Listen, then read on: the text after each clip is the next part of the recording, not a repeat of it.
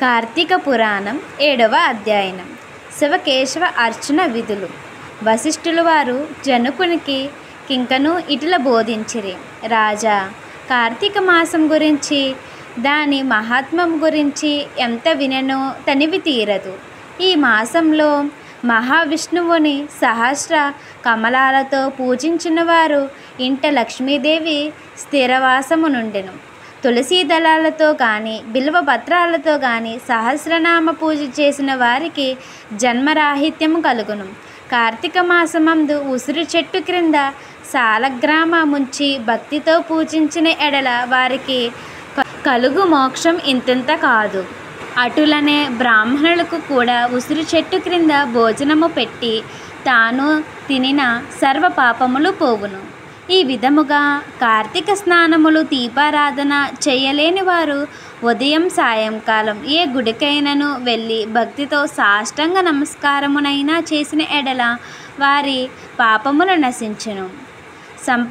సంపత్తి గల శివకేశవుల ఆలయమునకు వెళ్ళి భక్తితో దేవార్చన హోమాదులు దాన ధర్మాలు చేసినచో అశ్వమేధ యాగం చేసినంత ఫలితము దక్కుటయేగాక వారి పితృదేవతలకు కూడాను వైకుంఠ ప్రాప్తి కలుగును. శివాలయమున కానీ విష్ణాలయమందున కానీ జెండా ప్రతిష్ఠించినచో యమకింకరులకు దగ్గరికి రాలేరు. సరికదా, పెనుగాలికి ధూళిరాలి ఎగిరిపోయినట్టే కోటి పాపములైనను పటాపంచులై పోవును. ఈ కార్తీక మాసంలో తులసి కోట వద్ద ఆవు పేడతో అలికి వరిపిండితో శంకు చక్రం ఆకారం గల ముగ్గులు పెట్టి నువ్వులు ధాన్యము పోసి వానిపై ప్రమిద నుంచి నిండా నువ్వుల నూనె పోసి ఒత్తిని వేసి వెలిగించవలెను.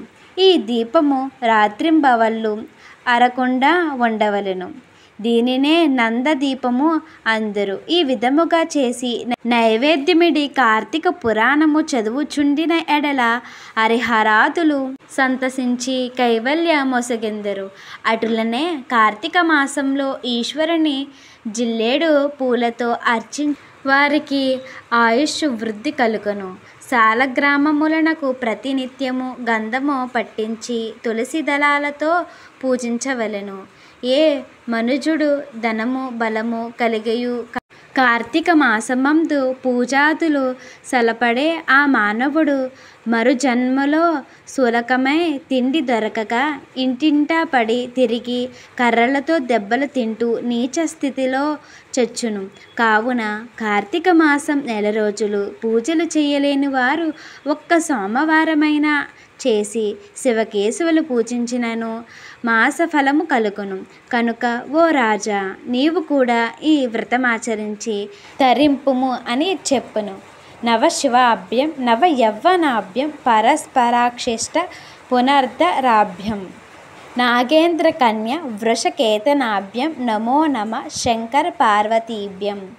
ఇట్లు స్కాంద పురాణాంతర్గత వశిష్ఠ ప్రోక్తి కార్తీక మహాత్మ్యం 7వ అధ్యాయం సప్తమదిన పారాయణం సమాప్తం. మన ఛానల్ని ఎవరైనా కొత్తగా చూస్తున్న వారైతే please like, share, subscribe my channel. Thank you for watching.